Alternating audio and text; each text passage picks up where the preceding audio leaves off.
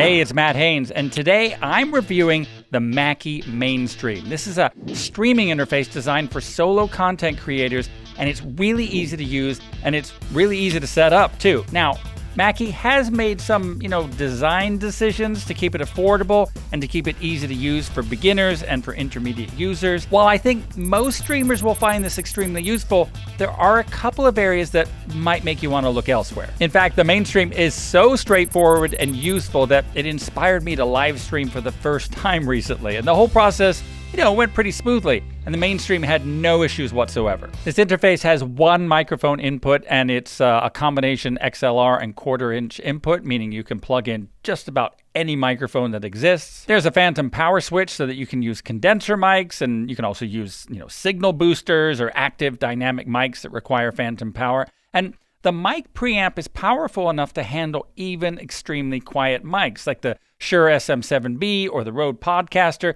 even without using a signal booster. And I'm using it without a signal booster right now, and it sounds great. There's a separate jack to plug in a gaming headset or other, mic headphone combo like earbuds, for example. And you can send the mic signal to your stream, and you can listen back to the audio through those headphones. So that's the audio inputs. Actually, it's almost all the audio inputs. I'll tell you about one more in just a little bit. But let's talk about video. Now, the MainStream has one HDMI input, which means you can plug in high quality cameras, or you can plug it into your gaming console. And I used my Sony ZV-1 as my main camera on my recent live stream because it has an HDMI output. If you're gaming, you would plug your console's HDMI output into the MainStream's input. What's cool is it also features an HDMI pass-through. So if you're gaming or showing something on screen, you won't have any lag while streaming. If you're already using the HDMI input for something, you can still use webcams and other video sources that output through USB-C. On my live stream, I used a webcam as a second camera, and this is what you'd want to do if you're gaming and want to also be on camera at the same time. I hinted at another audio input, and if you interview guests, you can plug in the audio from your phone. The MainStream has a mix-minus feature for phone inputs, which means your guests won't hear themselves echoed back during the stream. That's a huge plus for interviews or remote chats. And there are also plenty of mute options, so you can cut the audio from your mic or the HDMI source or even the overall output to your speakers or headphones. Along the top of the MainStream here, there are 6 buttons, and these are hardwired to function keys 1 through 6, like on a computer keyboard. So for example, if you were using OBS, you would go to the key command section and you would customize it to respond in the way that you want. So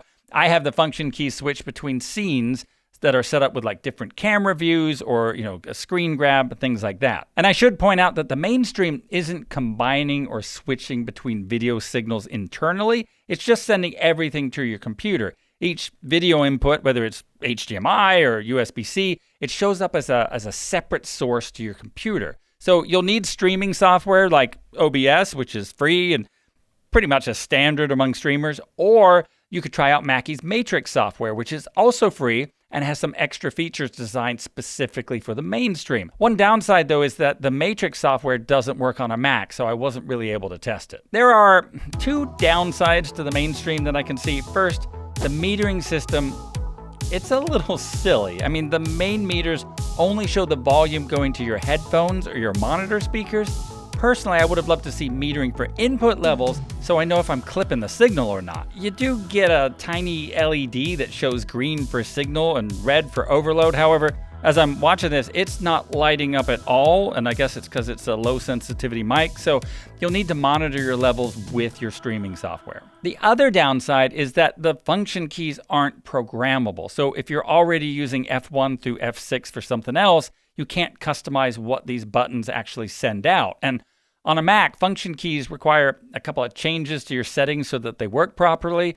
Once you've done that, though, it's not something you have to mess with again. And this is more of a wish list kind of thing. I would have liked to have seen another HDMI input on the device. And I know that adds cost, but there are probably plenty of users out there who want to show their gaming output alongside a high-quality HDMI camera. Now, you could hook up another capture card to your computer and bring in other HDMI sources, or even an audio mixer with a USB interface for more microphones.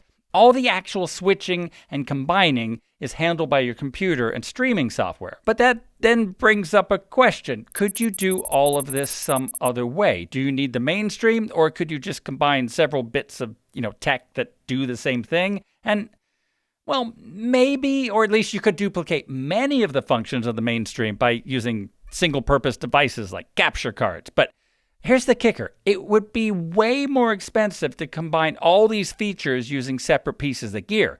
Mackie's done a really good job of deciding what is absolutely essential for the streamer and then put it in a single box for an affordable price. And before we talk about whether the MainStream is right for you, we should talk about price. The MainStream lists for $299, although the last time I looked, the MainStream was on sale for around $220. But hey, prices change. If you want to see what current prices are for the MainStream, please use the handy affiliate link I've included in the video notes. Thanks. So who's this really for? If you're a solo streamer, the MainStream is a great option. It's easy to set up. It's got everything you need.